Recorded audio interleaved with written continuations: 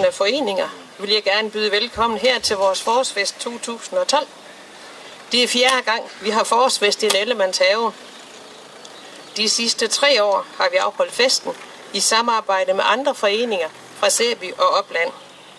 Vi har hvert år oplevet, at flere og flere foreninger ønsker at være med, og det glæder os meget. Det har betydning for fællesskabet og kendskabet til hinanden, og medvirker til, at vi kan præsentere et spændende og alsidigt program for forårsfestens publikum.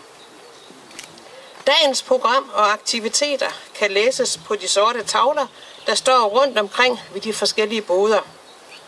Og rent praktisk, så er der en toiletvogn hernede bagved på pladsen, og nede ved Kernehuset, vennernes mødested, er der 2 toiletter, og der er skilt dernede, der viser vej.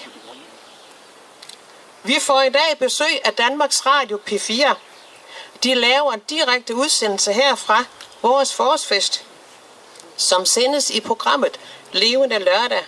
Så tag godt imod Christine Nørgaard fra P4, når hun kommer, og hun vil være her det meste af dagen. Vi vil gerne starte forårsfesten med maner, og derfor er det en stor glæde, at vi kan byde velkommen til borgmester Lars Møller, der har lovet at holde åbningstalen. Efter åbningstalen er det Springteam Sæby, der på festlig vis indtager græsplænen. Derefter åbner boder og aktiviteter. Velkommen, Lars Møller. Mikrofonen er din.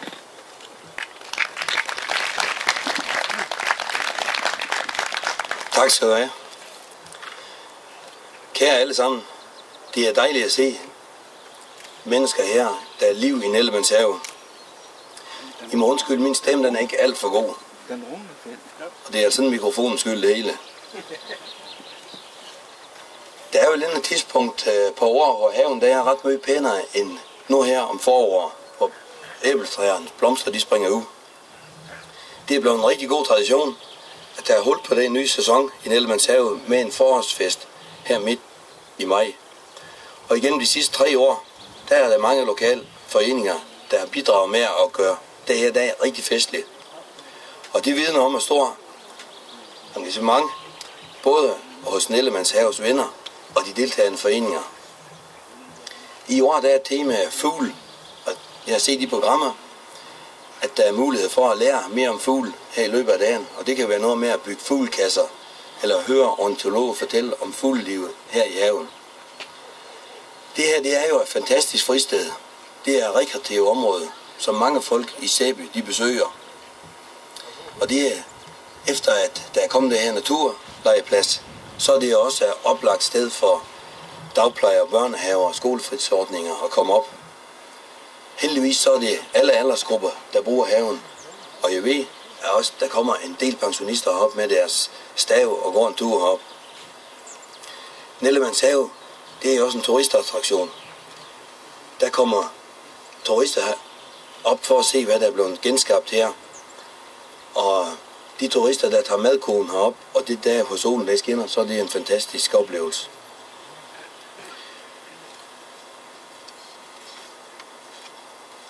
En af grunden til, at haven der ligger lige nøjagtigt her, det er solen. Der er placeret sådan, at der er rigtig mange solskinstimer på grunden. Og som man siger, det var grunden til, at Nick Nellemann han placerede den lige nøjagtigt her. Han købte jo det her grund i 1925, 2 hektar uopdyrket jord. Og ud af det, der har skabt det, vi kan se af, eller som er blevet genskabt nu her igen. Jeg skal ikke fortælle så meget om historien, for det er der mange andre, der ved meget mere om, end jeg gør. Og så er det bedre at kigge lidt fremad.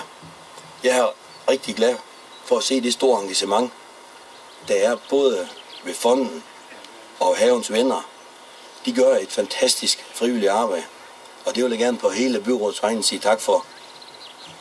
Som I alle sammen så ved, så er den kommunale økonomi, ikke kun i Frederikshavn Kommune, men i hele Danmark, der er den presse, de her tider. Udgifterne, de skal holdes i ro. Vi bliver færre på arbejdsmarkedet. Der er altså færre, der skal forsørge flere. Og det er en udfordring, som vi folkevalgte politikere skal klare. Og det kan mærkes på rigtig mange områder. Lige nøjagtigt derfor, der er det utrolig vigtigt med det frivillige arbejde. Og derfor vil jeg igen sige rigtig stor tak til dem, der hjælper til her. Både her i haven, men også alle andre steder. Det frivillige arbejde og vores foreningsliv, det byder på rigtig mange gode oplevelser, både for børn og voksne. Og det værdsætter vi fra byrådets side. Og derfor igen, mange tak. Fremtiden, det er jo sådan set det vigtigste. Og Realdania, de har jo givet 500.000 kroner til en forundersøgelse. Sammen med NIAS, kunstnere og havearkitekter og havens venner og Dignellemandsfonden, der har med at aflevere sådan en undersøgelse. Hvis Realdania, de går ind i det projekt, så vil det få kæmpe stor betydning for Nellemands Haves fremtid. Og det bliver rigtig spændende at høre Realdanias vurdering, og held og lykke til alle dem, der har arbejdet med. Men nu skal der være forårsfest, og med de her ord, der vil jeg gerne erklære forårsfesten for åben. Tak til jer.